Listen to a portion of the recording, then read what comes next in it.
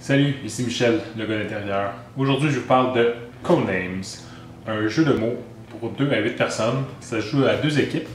Je vous recommande au moins 4 à 6 personnes, là, parce qu'à 2-3 personnes, c'est vraiment moins intéressant. Ça se joue en 15 à 20 minutes, donc très rapide. C'est parfait pour les parties ou avec un petit groupe. C'est environ 20$, donc pas trop cher non plus. C'est disponible en français. Ici, j'ai la version en anglais. Puis il y a aussi une version avec des images, donc il y a vraiment pour tous les goûts. C'est très bon pour apprendre l'anglais, mais si vous n'êtes pas confortable, allez-y avec la version française ou avec les images, vous allez avoir autant de plaisir. Ça a été créé par Vlada Chvátil, je suis sûr que je prononce pas bien son nom. Il a aussi créé d'autres jeux connus comme Galaxy Trucker, Mage Knight et Dungeon Pets. Donc, j'ai pas joué à ces autres jeux. Je sais qu'ils sont quand même très populaires, il y en a d'autres aussi, là, mais ça, c'est parmi ceux qui sont quand même populaires. Dans Codenames, 2 maîtres espions tentent de faire découvrir l'identité secrète de leurs agents, donc un maître espion par équipe, à l'aide d'indices. Donc, les indices, c'est un mot, un chiffre. Vous allez comprendre très bientôt, je vais vous montrer un exemple de tour. Son équipe doit utiliser cet indice pour découvrir l'identité des agents auxquels il faisait référence. Chaque partie se joue avec 25 cartes, donc 25 identités secrètes. Encore une fois, seuls les maîtres connaissent l'identité des 25 agents. La première équipe à trouver tous ces agents gagne, mais attention, si vous dévoilez l'assassin, vous perdez automatiquement. Donc on peut voir ici un exemple de plateau déjà placé. Ici il y a 25 cartes, mais il y a des centaines de cartes, là, donc chaque partie n'est pas la même et chaque carte a 2 côtés. La carte, ici on voit le petit carré, ça c'est la carte pour les maîtres espions. Normalement, seulement eux peuvent voir cette carte-là. Pour les besoins de la présentation, je l'ai mis à découvert, mais comme vous voyez, il y en a beaucoup et selon l'orientation, la partie va être différente.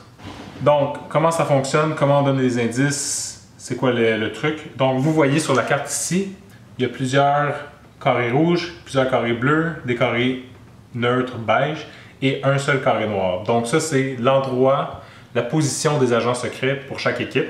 Et comme j'ai dit, seuls les maîtres espions voient cette carte. Leurs partenaires, eux, sont de l'autre côté de la table, ne voient pas cette carte, ne savent pas où ils sont. Et les maîtres espions doivent faire deviner les mots qui représentent les agents. Donc on peut commencer ici. Vu que la bordure est rouge, ça veut dire que c'est les rouges qui commencent. Il y a un espion de plus à faire découvrir. Donc c'est vraiment pas toujours évident. Des fois, on est pris et on a juste aucune idée quoi faire. J'ai cherché un petit peu, j'ai triché. Là, je pensais peut-être dire catéchèse 2.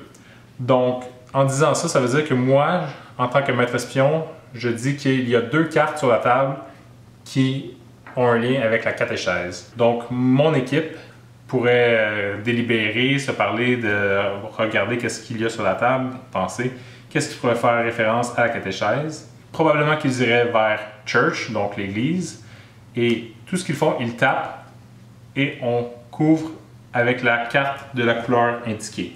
Donc, on ne dit pas s'ils ont bien découvert la carte, on fait juste mettre la couleur de la carte. Donc, si par après, ils pointent sur une autre carte rouge qui n'a aucun lien, mettons qu'ils pensent que Londres, ça a rapport avec la catéchèse, on recouvre la carte quand même, ce n'est pas une erreur, c'est bon.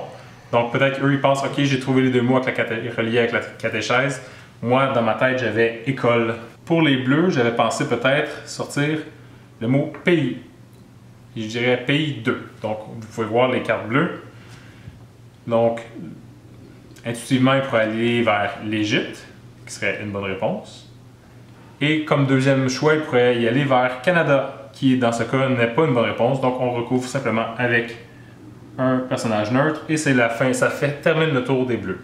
Donc il faut savoir qu'à chaque fois qu'on donne un indice, l'équipe a le droit d'essayer de trouver le nombre d'espions mentionnés plus 1. Donc comme deuxième indice pour les rouges, moi je pourrais, en tant que, vu que mon mot school n'a pas été trouvé, je pourrais essayer de le refaire trouver. Peut-être que je pourrais dire quelque chose comme danse 2. Donc je pense qu'il y a 2 mots sur le plateau, sur la table, qui représente la danse. Peut-être que mon indice trouverait School Dance, pour une danse, un bal par exemple. Et peut-être que je serais chanceux et il tomberait sur Tap, pour le Tap Dancing.